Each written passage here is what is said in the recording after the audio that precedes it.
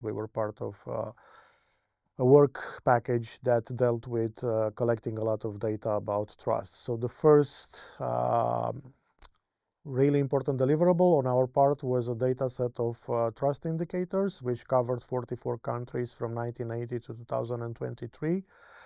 The main difficulty that we encountered in creating this data set was related to the fact that different surveys are using different ways to measure trust.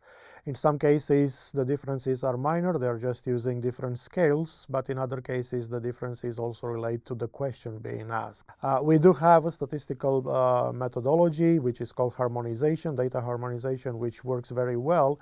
However, for the future, this is probably one, let's say, element that needs to be improved among the people who are studying trust. It would be useful to have either a common measure for trust that everybody agrees upon, which may be a little bit difficult given that different scholars have different perspectives on what trust is.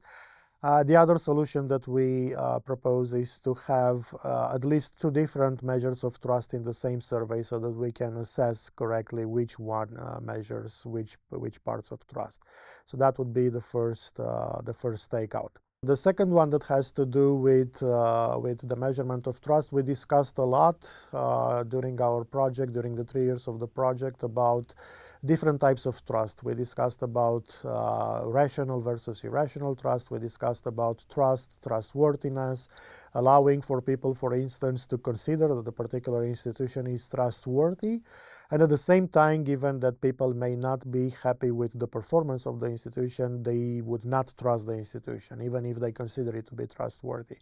So from that perspective, I think we need to develop better measures of trust that are going to be able to unpack exactly what we discussed during these 3 years related to the different components of trust.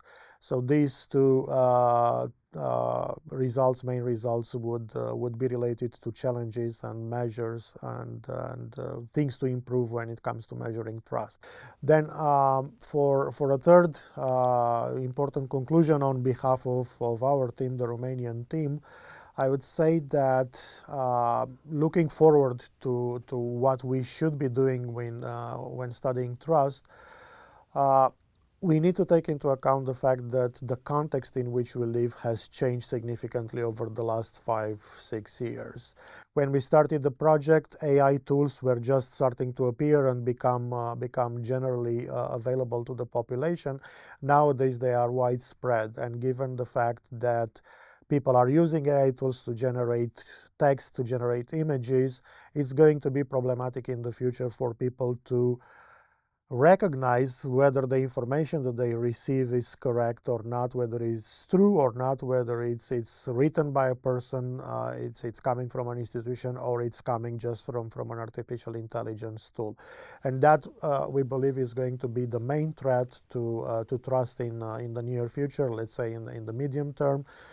Because without tools to be able to uncover exactly the type of information that we are receiving, we cannot be trusting the information that we receive, and we will not be able to properly assess the performance of the institutions.